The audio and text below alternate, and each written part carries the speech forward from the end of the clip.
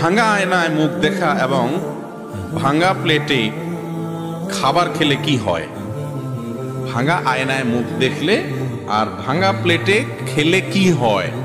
উত্তর হলো, ভাঙা আয়নায় মুখ দেখলে দেখতে একটু অসুবিধা হয়।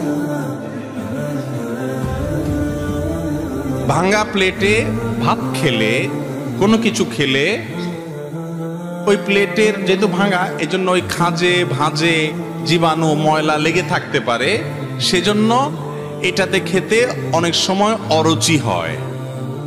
উত্তর পাইছেন তো? কিন্তু যে উত্তর আশা করছেন সেটা হলো যে ভাঙা প্লেটে খাইলে অমঙ্গল হয়, ভাঙা আয়নায় দেখলে কি হয়?